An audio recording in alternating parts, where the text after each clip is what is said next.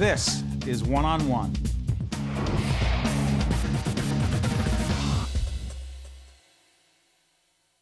Yolanda Jimenez is the executive director of the Torre Safe at Home Foundation.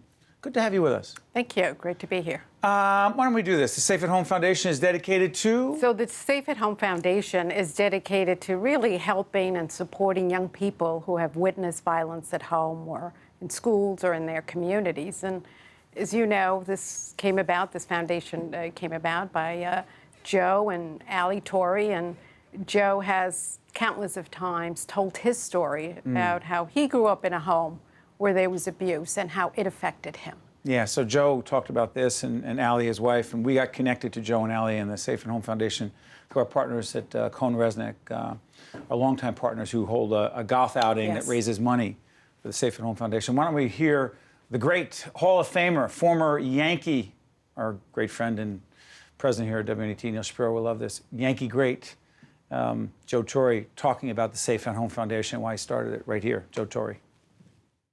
I grew up in a violent home. My dad abused my mom, made me very fearful, had very low self-esteem. You know, who would have dreamed at that point in my life that what was ahead was a Hall of Fame baseball career? My dad was a bully. He controlled my mom, whether it be the paycheck, physically abusing, intimidating her. Bullying, which is going on in our schools right now, originates in the home. The one thing I knew is I didn't want to be my dad. Joe's the best. Joe's mom's name is Margaret. Margaret. Which is why there is something at the Safe at Home Foundation called Margaret's Room. Yes, Margaret's Place. Margaret's Place, It's describe a it. school-based program, and we have an intervention and prevention program in the schools, and it's a safe space where young people can go.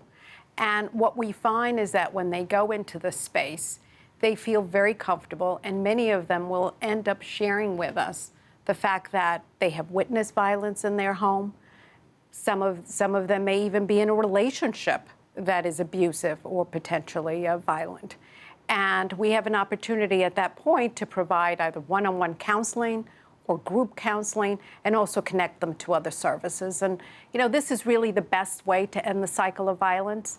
I have been doing this work for many, many years. Prior to joining the Safe at Home Foundation, I was the former commissioner for the Mayor's Office to Combat Domestic Violence. And if we're going to get to that place where we're finally going to end this cycle, it really needs to be in the area of prevention. You know, we're taping toward the back end of 2014. The NFL, a lot of attention about this. Yes. People can decide for themselves how the NFL has handled it or not handled the situation, but it's brought a lot of attention to it. Absolutely. One of the things it's also done is brought attention to the question of what domestic violence is and is not. From your perspective, as an expert at this, at the Safe at Home Foundation and your experience before, define domestic violence for us so that we can end the debate. You know, domestic violence is more than just sort of physical violence. It also includes emotional, sexual, financial abuse. And it really is a pattern of behaviors, learned behaviors that one person is trying to exert on another person in order to control them. In many instances, it doesn't start off as physical abuse. What could it look like? So someone could say, hey, listen, I see this. What are they looking for? They're looking for somebody who might be humiliating them in front of their friends. It may be somebody who's trying to control where they go, what they do. Calling on the cell phone every 5 minutes to know where you have to. I have to know where you are all the time. Absolutely. That's domestic violence? Well, those are signs of an abusive relationship. Okay. Those are signs that somebody is trying to control your behavior.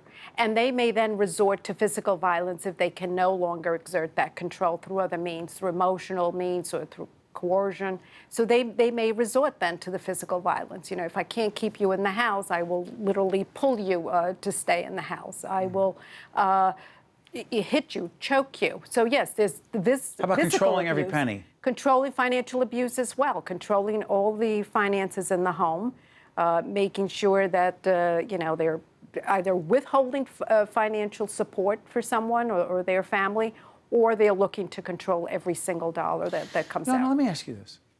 But again, our job on public broadcasting is not to editorialize or do commentary. We don't do that. We ask the questions. However, from your perspective, the NFL can do all the investigations it wants, set up all the committees it wants. And it's not about just the NFL, but professional sports.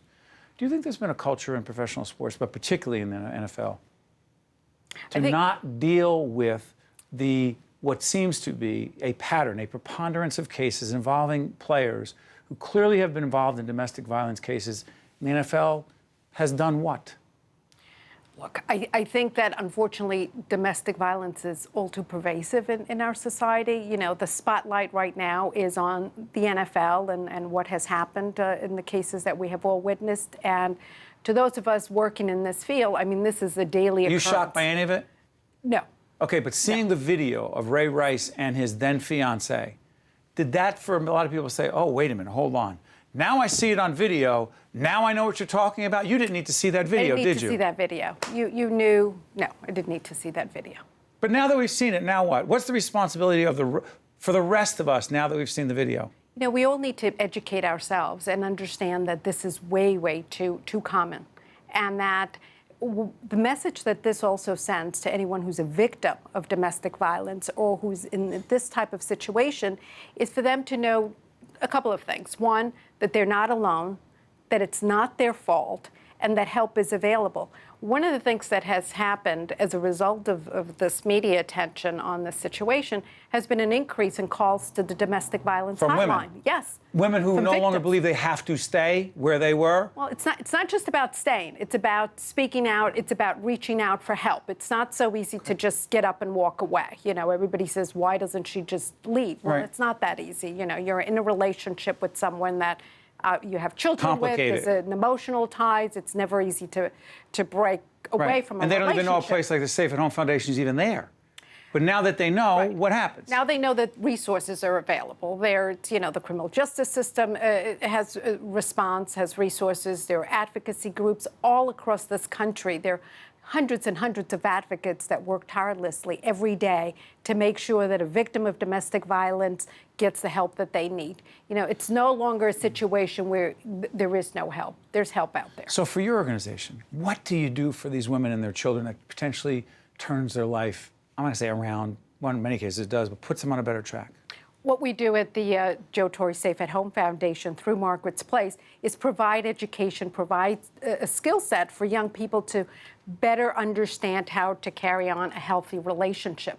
We also connect them to services. We also provide direct counseling. We have social workers at our sites, and we're looking to increase the number of programs. You know, it's estimated that there's 15 million young children who witness violence at home a year. 15 million. 15 million. What happens? I'm just trying to think about those children. Yes, and yes, the need is clearly out there. And we need to obviously enhance support for these services. We need to be able to be in every school. We need to be able to touch the lives of young people to say, if you're in this relationship, you heard Joe talk about how he felt. Yes. We don't want children living in fear. And can we break this cycle? Yes. Sorry for interrupting. Yes, we can. Even if a child has seen it, Yes. and their parents saw it, and their parents' parents saw it, we can still break it. We can still break it. We can still break it by giving them the skills to deal with these situations. You know, we had I'm thinking of a young boy who came to one of our programs, 13 years old. His mother was in a domestic violence situation. Mother had to leave to go to shelter with this young boy. He's 13 years old, trying to deal with this situation, came to one of our programs, was able to get the assistance, was able to get the support that he needed, and was also able to help his mother with sort of real-life assistance in terms of where you can get food, go to a food pantry, go to other services. We shouldn't have to. Yolanda, I want to thank you, and thank you all of our friends at the Torre Safe at Thank Home you. Foundation, to Joe and Allie and to Dan and everyone up there. We say thank you. Thank you, Steve. Also, numbers have been flashing throughout this segment for places to go for resource help. Thank you so much. Thank you. Yolanda. Stay right there. Thank you. We'll be back right after this. Thank you so much. One-on-One with Steve Adubato has been a production of the Caucus Educational Corporation, celebrating over 25 years of broadcast excellence. This special edition of One-on-One with Steve Adubato is brought to you from the Tisch WNET studios at Lincoln Center.